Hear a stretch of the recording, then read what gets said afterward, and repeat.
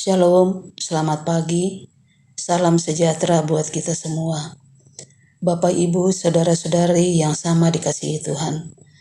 Selamat berjumpa kembali di Renungan Harian Toraya, edisi Rabu, 19 Agustus 2026.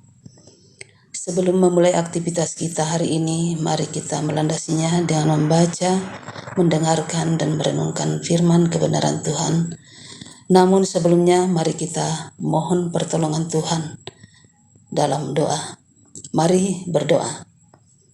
Ya Bapa yang Maha Pengasih, Bapa pemilik kehidupan kami bersyukur Tuhan atas kasih-Mu yang telah memelihara, menjaga dan melindungi kami dalam tidur semalam. Sehingga pagi ini kami boleh dibangunkan menyambut hari karunia-Mu Tuhan dengan napas kehidupan, bahkan dengan tubuh sehat diberkati Tuhan. Terima kasih Tuhan Yesus. Sebelum memulai aktivitas kami hari ini, kami akan melandasinya dengan membaca, mendengar dan merenungkan firman Tuhan.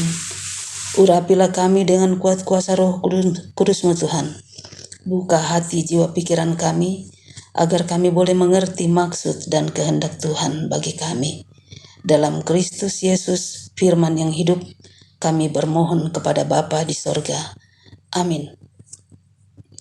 Bacaan kita pagi hari ini dari Kisah Para Rasul, pasal 7, ayatnya yang ke-44 hingga ayat 53. Kemah kesaksian ada pada nenek moyang kita di padang gurun, seperti yang diperintahkan Allah kepada Musa untuk membuatnya menurut contoh yang telah dilihatnya.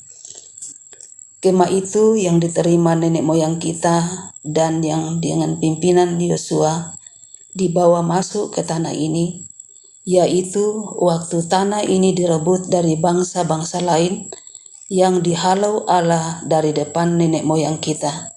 Demikianlah sampai kepada zaman Daud. Daud telah mendapat kasih karunia di hadapan Allah dan ia memohon supaya ia diperkenankan untuk mendirikan suatu tempat kediaman bagi Allah Yakub. Tetapi Salomo lah yang mendirikan sebuah rumah untuk Allah. Tetapi yang Maha Tinggi tidak diam di dalam apa yang dibuat oleh tangan manusia, seperti yang dikatakan oleh Nabi. Langit adalah tahtaku dan bumi adalah tumpuan kakiku. Rumah apakah yang akan kamu dirikan bagiku?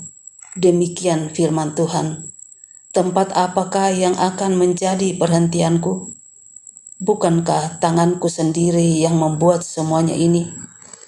Hai orang-orang yang keras kepala dan yang tidak bersunat hati dan telinga, kamu selalu menentang Roh Kudus, sama seperti nenek moyangmu. Demikian juga kamu. Siapakah dari nabi-nabi yang tidak dianiaya oleh nenek moyangmu? Bahkan mereka membunuh orang-orang yang lebih dahulu memberitakan tentang kedatangan orang benar, yang sekarang telah kamu hianati dan kamu bunuh. Kamu telah menerima hukum Taurat yang disampaikan oleh malaikat-malaikat, akan tetapi kamu tidak menurutinya. Judul renungan kita pada pagi hari ini, rendah hati, umpama diongan penah. Dalam tradisi pengajaran Kristen mengenai dosa, dikenal istilah 7 dosa besar atau 7 dosa mematikan. Urutan pertama adalah kesombongan. Kesombongan dianggap sebagai akar dari semua dosa lainnya. Mengapa demikian? Karena kesombongan merupakan sikap yang merasa diri sendiri paling tinggi dan paling benar dari orang lain, bahkan Tuhan. Sikap inilah yang disoroti oleh Stefanus dalam pembacaan hari ini. Bagian bacaan hari ini merupakan bagian akhir dari total 52 ayat perlawanan Stefanus menentang keras bangsa yang tegar tengkuk dan sombong. Sebagai orang yang diadili, Stefanus tidak melalukan pembelaan diri terhadap semua tuduhan kepadanya.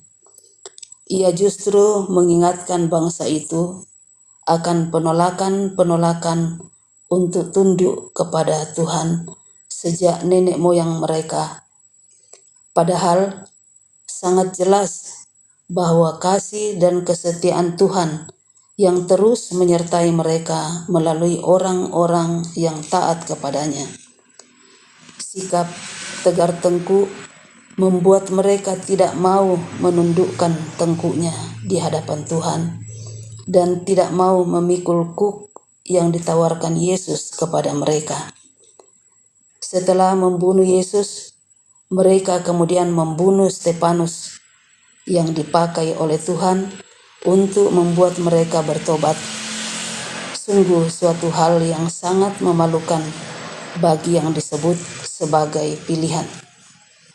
Kisah ini tentunya juga menjadi peringatan bagi setiap orang yang menganggap diri sebagai umat Tuhan. Posisi sebagai umat Tuhan tidak bisa dijadikan dasar untuk menyombongkan diri dengan cara merasa paling tinggi dan paling benar. Identitas sejati pengikut Kristus justru nampak dalam kerendahan hati, sebagaimana yang diteladankan oleh Yesus Kristus. Amin. Demikian rehat kita pada pagi ini. Mari kita berdoa. Terima kasih Bapa buat kasih-Mu yang telah melayakkan kami boleh membaca, mendengar, dan merenungkan firman kebenaran. Biarlah kiranya firman-Mu boleh menjadi penuntun bagi setiap langkah kehidupan yang Tuhan masih anugerahkan kepada kami. Kami berdoa buat anak-anak kami, baik yang dalam pertumbuhan, dalam pendidikan, dan dalam masa muda mereka, yang mencari lapangan pekerjaan, yang mendambakan pasangan hidup. Tuhan berkati, buka jalan bagi mereka, kiranya boleh menjadi anak-anak yang sukses berhasil dalam tuntunan kasih dan pertolongan Tuhan. Jemaat Tuhan yang dalam usia indah, kiranya diberi kemampuan, kesehatan, boleh berkarya tetap dalam tuntunan kasih dan pertolongan Tuhan. Terima kasih Tuhan, ini doa kami, ini permohonan kami, ini syukur kami. Dalam Kristus Yesus, itulah Tuhan dan penebus kami yang hidup. Kami berdoa kepada Bapa di sorga. Haleluya. Amin. Demikianlah renungan harian kita pagi ini. Selamat beraktivitas. Tuhan Yesus memberkati.